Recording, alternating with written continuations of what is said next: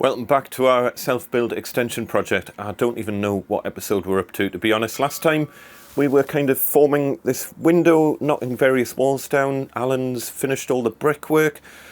We're onto the roof. Hi folks, welcome back to the show. And my word, things have been motoring on faster than I can hit record on the camera. As per usual, I've got a huge editing backlog to get through, but as you can just about see up there, the roof is on, or the structure of the roof is formed. Alan got completely finished on the brickwork, took 13 days all in to do all of the brick and block work for this extension, and immediately after that we had the joiners coming to do the hipped roof, and here it is. What a thing of beauty it is as well. Thank you to Adam and the crew for doing a lovely job of this. I know a lot of you will be thinking, why didn't I tackle the hip roof myself? And you know, if it had been in the middle of summer and I could guarantee 2 weeks of clear weather, then I might have considered it. But in the middle of winter, when we're really up against it timescale wise, we've got the roofers coming to actually put the roof on like today, and I just haven't got time for me to be messing around taking 2 weeks to put this together when I can pay someone to come in and do it in 2 days. And Adam had a crew of 3 people working with him. It took him 2 full days to do this with 3 people. So you're looking at 6-man days really, or 5-man days. I think there's 2 of them on the first day. So 5-man days, and that's for people who do this all the time. So you might as well double it for someone who doesn't fit hip roofs all the time. But let me give you a quick tour of what this is, how it works, how it was put together, because I think this is kind of an episode in its own right. It's quite a work of art. So as things were left before, we were busy stripping this window out to form this window. We've got the lintel coming across here. Do you remember where we were talking about half the window was going to be in the old house, half of it was in the new bit? Well, you can really kind of see how that works now. So new house, old house. And you can also see down the bottom here our nifty little bit of still saw usage, because, and again, thanks to Alan to even think through this, but this cut here would have been really, really difficult to do after the window was formed. How do you get a still saw in here? So this cut had to be done really early on in the building process, just so that we could get a still saw in, because once this wall was up, there's no way you could get a saw down that. Here's the bit where the wall starter joins onto the inner course of bricks. So there's the outer course of bricks here, that's the outer leaf. So if you imagine the wall would have come down here, the inner course would have come down here, and the cavity would have been here. So there's a wall starter coming up here to join these bricks onto that wall. And there's a wall starter coming up here. I just need to trim the top of that off. But there's a wall starter coming up here to join this bit of brickwork and blockwork onto this section of wall. And then we've got continuous insulation all the way along, and it just gives a much better, well, it's a better solution. It's a proper way of doing it. So we've got continuous insulation and wall starters into both leaves, even though the wall was on a corner at that point. As I say, it was a complicated little junction that, but we got there in the end. Getting the lintel in was a challenge. We only just managed to, we had to kind of slide it down that way to get it past all the existing rafters and the existing hip. There's the old hip coming down here, and then all of the new jack rafters are held into the old hip over there. And then on the far side, we've got the brand new 9x2, or the 225 by 50, 225 by 47, I think it is. Coming down here, here's a new hip, jack rafters off that, all into the wall plate at the bottom. I still need to strap the wall plates down, but that can be done anytime really. And then up at the top, we've got the new ceiling joists. These are 200s, so these are 8x2s at the top, because it's going quite a long span. That's going all the way from kind of front to back of the house there. And those are just bolted, nailed and bolted into the jack rafters. So that is essentially the structure. That gives us our kind of triangle, if you like. This is what pins everything together, because without the ceiling joists, there could be a chance that the wall could kind of splay out. Although, to be honest, with a hip roof, it's a much more stable structure, because you've effectively got this triangle formed by the hip that comes all the way up to the ridge, and nothing can really move anywhere. It's so strong. Then over here we've got the start of the formation of the box gutter, because as we join onto the neighbouring property here, this is all going to be lined in EPDM. It's going to be lapped underneath the top of this parapet wall, and that will form a waterproof junction. It's got a pre-designed fall going that way to the back of the property, so that will fall all the way to a new gutter at the back there. And at the moment I need to get this parapet wall, we need a 9mm ply bonded to this back wall, and I need to get everything kind of in a waterproof state because it's going to rain soon, so I'm up against it. Obviously if it rains and this plywood gets wet, then that's going to cause problems for bonding the EPDM onto it, so I need to keep this dry, and it's going to be much easier to keep this dry if I can get the back piece of timber or the back piece of plywood bonded to that wall, and then I can lap some waterproofing underneath the top edge of the parapet wall, and then water should just kind of flow that way, and hopefully the plywood will stay dry so that when the roofers come they can get the EPDM put on. I'm out of breath, I've got so much to do. Also, I don't think we mentioned this last time, but here is the pillar for the steel to go on. Again, work of art by Alan, the brickie who's built this all up. I mean, this is going to be completely hidden inside a wall. This will be the bathroom over here, the ensuite, and this is the pad stone at the top of this pillar where the steel's going to sit. So the steel's going to sit on that side.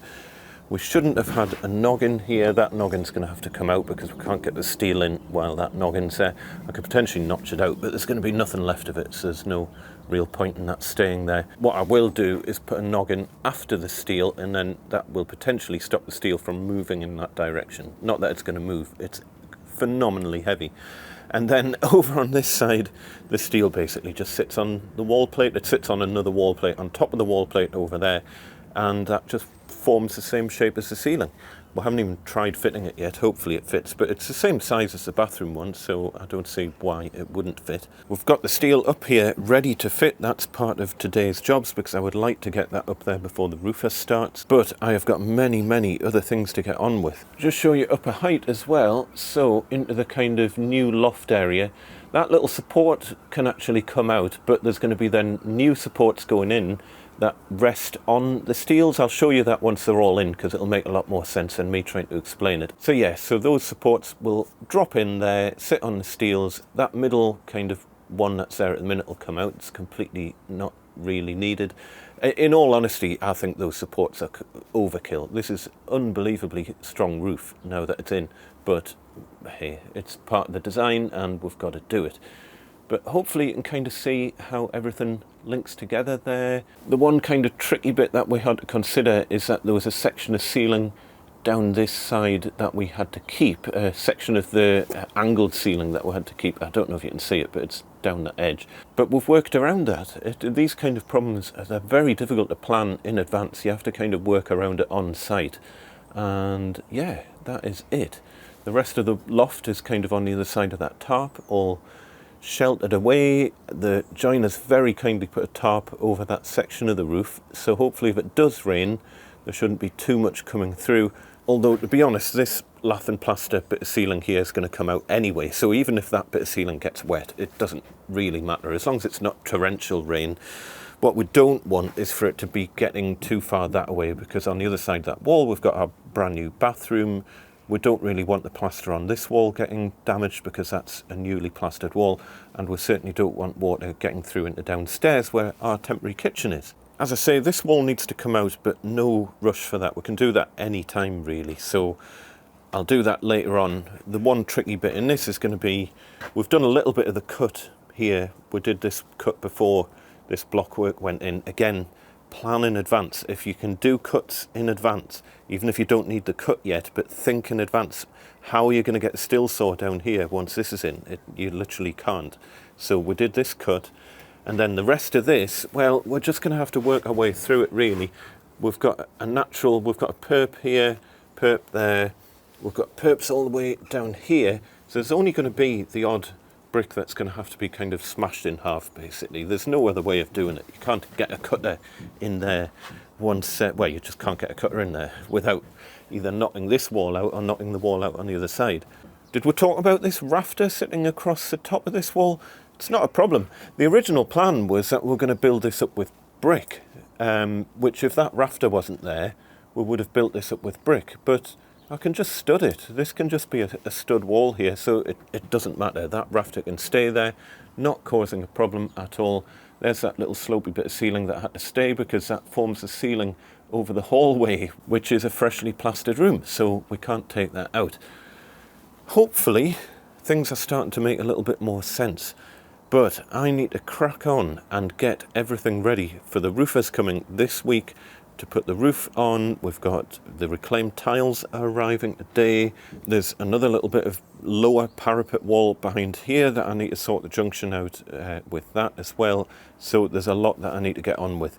I will film what I can film, but as I say, time is against me at the minute. This is one of the things with doing an extension at this time of year. Generally just avoid it because it causes so many problems. But we are on a mission to get this house waterproof and to get all the junctions waterproof as well. We want to get it all done before we start running into problems with, you know, freezing temperatures. You can't use EPDM glues below a certain temperature, so if things start to freeze, and that's going to chuck another spanner in the works. So we've really got to crack on and get this done. Anyway, come back to you shortly. Right, rain stops play, but we managed to get a little bit done, and well, take you in this way for the first time ever since we've moved the giant pile. I haven't got a working door handle for this door. Welcome to our new bedroom. We've managed to get the wall down over here. As I say, unfortunately it's been raining quite heavily, so we've got like an array of bits of plastic and stuff to try and keep the place as dry as possible, but needs must. It's kind of vaguely doing the job. At some point we're going to end up getting gassed by the boiler flue down there as well, so we're probably going to have to run some sort of temporary flue pipe over to, well, that is a permanent home. That hole there is where the boiler flue will run, but we can't run the flue until the floor joists are in and until we've got the fireproof plasterboard on the bottom of the floor joists, because obviously this is a garage down here, and a garage has to have a fire rated barrier between that and the floor above. So it basically means that we can't get the boiler flue in until the joists are in, and it's at least plasterboarded. Presumably it should really be plastered as well. I don't know how that's going to work. Anyway, let's climb up on the scaffolding, and as you can see, we've managed to get that wall down. So our skip pile is getting so big, it's unbelievable. And we've got all of the tiles out of here are now all lined up around the front of the house on the scaffolding. We've got quite a lot of spare tiles down here as well, and ridge tiles and all sorts of other things. So yeah, we're kind of ready to rock. And as I say, I did manage to get the backer board up on the box gutter, but as you can see, I was hoping we could keep this dry, but the rain started when I was kind of halfway through that job, which is a little bit annoying. I was wanting to get it covered up, but didn't have time. The rain kicked in, and by the time, if it gets wet and then you cover it up, all you end up doing is kind of sealing the moisture under whatever you cover it with. So at that point I prefer to just leave it open. It will dry out, it'll be fine. So this will all be lined with EPDM. Basically we've got a fall going in that direction, and then obviously there'll be fascia and everything down kind of this side. I need to actually go and buy some wood for the fascias, and soffits need to go on under there. Soffits can wait. I'm not particularly in a rush for the soffits, but we do need to get the fascias on, because the fascias provide a little kind of upkick for the tiles. So the last row of tiles sit on the fascia. So I've got to get this row of fascia in. I need to do a little bit of trimming out over on this side as well. But other than that, we're all right. I think we're pretty much ready for the roofers, and hopefully this will all dry out in time, because obviously you can't really put EPDM glue on soaking wet wood, but a day or so before the roofers arrive, and hopefully it'll be dry by then. There's no more rain forecast, I don't think. If you're ever wondering if you can handle a project like this, I mean, at the moment our kitchen is directly below this floor, our temporary kitchen, I am literally soaked through to the skin. My work pants and everything are absolutely soaking. I'm trying to avoid too much water going down into the kitchen and ruining our freshly plastered ceilings and whatnot down there. Trying to stop water getting into the cavities as much as possible, but sometimes you're just fighting a losing battle. But yeah, I mean, on the other side of that door is our family bathroom and the kids' bedrooms and everything, so generally that door is kept completely closed and sealed, and we don't even access the property from there. If you want, what we have done in the past, what you can do is seal it up and tape it up, but we've been okay. It's got quite a good seal, that door. But yeah, this is the way things are, and sometimes when you're working on a project like this, especially if you're living in the property, it's hard, especially when you're fighting against bad weather and you're trying to do it in the winter time. Anyway, as I say, I need to go off and buy some timber for the fascias and then get that all fitted, and then hopefully we can get everything ready for the roofers starting in a day or so's time. And with any luck, we can get this watertight. I'll be a lot happier once this is watertight. Oh, should be a good sized room though. We're very, very excited.